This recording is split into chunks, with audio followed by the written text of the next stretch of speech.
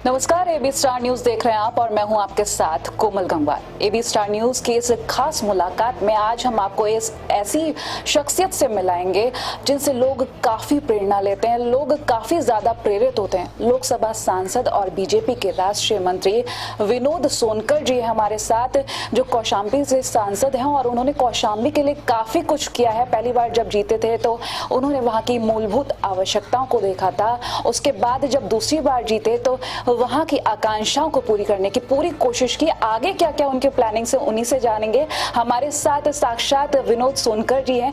बहुत बहुत स्वागत है आपका Vinod ji AB star news जी। सबसे पहला सवाल मैं आपसे पूछूंगी कि आप आज इतने बड़े पद पर हैं, राष्ट्रीय मंत्री हैं बीजेपी के। शुरुआत कहां से हुई और किस तरह का आपका सफर रहा? देखिए, सबसे पहले मेरी राजनीतिक और सामाजिक यात्रा शुरू होती है विद्यार्थी जीवन से। जब मैं विद्यार्थी था तो चाहे इंटर कॉलेज रहा हो, चाहे इलाहाबाद विश्वविद्यालय का कैंपस रहा हो, हमेशा वहाँ की सामाजिक और राजनीतिक गतिविधियों में मैं हमेशा हिस्सा लेता रहा। बढ़ चढ़ के अपनी भूमिका, अपनी भागीदारी को निभाता रहा। और उसकी शुरुआत सबसे पहले मैंने किया, हमारे समाज का एक संगठन है अखिल भारतीय खटीक समाज, जिसमें मैं लंबे समय तक प्रदेश सचिव और कोषाध्यक्ष के रूप में काम किया हूं। उसके बाद मैं संघ का स्वयंसेवक रहा।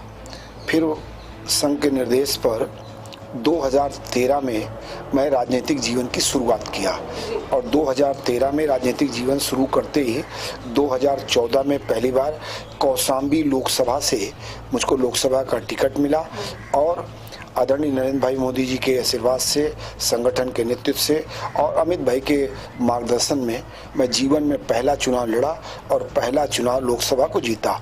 उस लोकसभा का चुनाव जिसको लोग अजय समझते थे, जिसको ये कहते थे कि कौशाम्बी लोकसभा तो जीती ही नहीं जा सकती। काफी कुछ मैंने पढ़ा है कि आपको जब टिकट मिला तो आप जीते और काफी ज्यादा लोग आपसे सीखे भी हैं। इसीलिए हम आपसे जानना चाहेंगे कि सफर जो आपका रहा काफी कठिन तो रहा होगा, काफी ज्यादा प्रेरणा मिली होगी। कहाँ से वो प्रेरणा है? देखिए, हम लोग समाज और राजनीतिक जीवन में जब आए हैं तभी से ये हमेशा लगता रहा कि गरीबों की, शोषितों की, पीड़ितों की, वंचितों की, अनुसूचित की, ओबीसी की, महिला की आवाज़ सदन में उठनी चाहिए। वो हमारा सबसे बड़ा प्रेरणा स्रोत रहा, जिसके आधार पर और सही मामले में अगर माना जाए तो मेरे राजनीतिक जीवन के प्रेरणा स्रोत माननीय प्रधानमंत्री आदरणीय नरेंद्र भाई मोदी और अमित भाई शाह हैं, जिनकी प्रेरणा से मैं राजनीति में आया और राजनीतिक जीवन में इस मुकाम तक पहुंचाने में उनका आशीर्वाद, उनका मार्गदर्शन हमेशा मिलता रहा है। बिल्कुल। अब मैं आपसे पूछना चाहूंगी, जिस तरीके से अनुसूचित जनजाति मोर्चा के आप अध्यक्ष भी रहे हैं तो काफी सारा आपने काम भी किया, हमने खुद देखे हैं कि किस तरीके से आप हमेशा तत्पर रहे हैं। और इनफैक्ट मैं आपसे ये भी पूछना चाहूंगी कि अनुसूचित जाति के आप अध्यक्ष रहे हैं, मोर्चा के अध्यक्ष रहे, तो उसके अलावा आपने क्या कुछ किया वो हम अपने व्यूअर्स को बताना चाहते हैं। देखिए, मेरी राजनीतिक जीवन यात्रा शुरू हुई तो 2014 में मैं लोकसभा का सांसद हुआ। उसके बाद तत्काल अमित भाई के आशीर्वाद से मैं वाराणसी पीएमओ का प्रभारी बना। 1 साल तक काम करने के बाद मुझको उत्तर प्रदेश भारतीय जनता पार्टी का प्रदेश उपाध्यक्ष बनाया गया। उसके बाद अमित भाई शाह ने अपनी टीम में मुझको लेके भारतीय जनता पार्टी अनुसूचित मोर्चे का राष्ट्रीय अध्यक्ष बनाया और अनुसूचित मोर्चे के राष्ट्रीय अध्यक्ष रहते हुए मेरी प्रथम वरीयता यही थी कि संगठन को कैसे मजबूत किया जाए और अनुसूचित समाज की छोटी छोटी जातियों को भारतीय जनता पार्टी से कैसे जोड़ा जाए और कैसे बूथों पर जो समीकरण है, जो बूथों पे रहने वाले अनुसूचित समाज की छोटी छोटी जातियां हैं जो राजनीतिक रूप से उपेक्षित हैं, राजनीतिक रूप से जागरूक नहीं हैं, उन लोगों को कैसे बूथों से जोड़ के कैसे पार्टी की ताकत को बढ़ाई जाए, उसको लेके लगातार मैंने 3 साल तक काम किया और मेरे टीम के सभी सदस्यों ने बहुत साथ दिया और राष्ट्रीय नेतृत्व, प्रदेश नेतृत्व का आशीर्वाद रहा, जिसका परिणाम रहा कि कश्मीर से कन्याकुमारी तक और कामरूप से कच्छ तक भारतीय जनता पार्टी अनुसूचित जाति मोर्चे का संगठन पूरी मजबूती के साथ खड़ा है। और आपको मैं ये भी बताऊंगा, माननीय अमित भाई शाह के निर्देश पर, संगठन के निर्देश पर नागपुर में राष्ट्रीय अधिवेशन किया गया, जिसमें लोग बताते हैं कि अनुसूचित मोर्चे में इतना बड़ा कार्यक्रम कभी नहीं हुआ और उसमें बहुत बढ़िया कार्यक्रम हुआ और देश भर के कार्यकर्ता आए और उत्साहित हुए। तो निश्चित रूप से मैं पार्टी का कार्यकर्ता होने के नाते, एक छोटा सा वर्कर होने के नाते, पार्टी के द्वारा जो भी दायित्व मुझको दिया जाता है, मैं प्रयास रहता है कि कैसे पार्टी को मजबूत किया जाए, कैसे संगठन को मजबूत किया जाए और जिस उद्देश्य को लेके 1952 में जनसंघ के रूप में राजनीतिक यात्रा शुरू की गई, उस उद्देश्य को समाज के अंतिम पायदान तक कैसे पहुंचाया जाए, ये प्रयास रहता है। बिल्कुल, ये तो आपकी महानता है कि आप अपने आप को एक छोटा सा वर्कर बोल रहे हैं, लेकिन आपका जो रोल है बहुत ज़्यादा अहम है, क्योंकि आप बीजेपी के राष्ट्रीय मंत्री भी हैं और जिस तरह से आप इस कोरोना काल में, कहने को बहुत सामान्य बात अब लगने लगी कि कोरोना काल, क्योंकि लोग बाहर निकलने लगे, लेकिन इस काल में भी आप लोगों की मदद के लिए आगे आ रहे हैं और अभी काफ़ी कुछ कर रहे हैं, तो उसके बारे में जानना चाहिए। कोरोना काल में किस तरीके से आपने अपने काम को देखा, क्योंकि हमने संसद में मोदी जी को बोलते हुए देखा, प्रधानमंत्री जी ने साफ सी बात कही थी कि दो ऑप्शंस थे कि या तो नेता क्वारंटाइन हो जाते या आराम कर लेते या फिर बाहर आकर लोगों की मदद करते, सेवा करते। तो नेताओं ने, जो बीजेपी कार्यकर्ता हैं, वो बाहर आया, उन्होंने मदद की। तो आपका कैसा वक्त रहा? देखिए, जब देश का चपरासी, देश का चीफ सेक्रेटरी, देश का सफाई कर्मचारी, देश का डॉक्टर, देश का इंजीनियर, आशा बहुएं, नर्सें, अपना जीवन, सुरक्षाकर्मी अपने जीवन को संकट में डाल के समाज और राष्ट्र और मानव सेवा में लगे थे, तो ऐसे अवसर पर हम जैसे राजनीतिक और सामाजिक कार्यकर्ता कैसे चुप रह सकते हैं। और अगर हम लोग अपने कामों को नहीं करेंगे तो काम चलने वाला नहीं है। और निश्चित रूप से समाज हमको बड़ी आशा भरी निगाह से देखता है, समाज हमसे प्रेरणा लेता है, तो उन लोगों से ज़्यादा नैतिक जिम्मेदारी हमारी बनती है कि ऐसे संकट के समय हम आगे आएँ। केवल हम अपने जीवन की चिंता नहीं करके समाज में छोटे छोटे लोगों को, जो गरीब हैं, पीड़ित हैं, शोषित हैं, ऐसे लोगों के लिए अगर हम आगे नहीं आएंगे तो निश्चित रूप से समाज में बहुत बड़ा गैप हो जाता।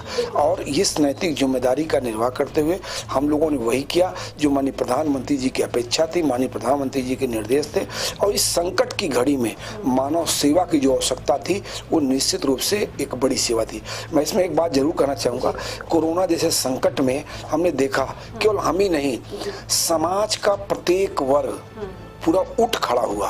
समाज का ऐसा स्वरूप देखने को मिला जिसकी दुनिया कल्पना नहीं कर सकती। अगर इस देश में कहीं सामाजिकता और भाईचारा देखने को मिला तो इस संकट काल में देखने को मिला है। सही बात कही, क्योंकि हर व्यक्ति ने ये सोचा कि हम लोगों की मदद करें और हर वर्ग के व्यक्ति आगे भी आए। मैं आपसे अगला सवाल करना चाहूँगी कि आप एक कौशाम्बी महोत्सव कराते हैं, उसके बारे में थोड़ा हम बताना चाहेंगे अपने व्यूअर्स को।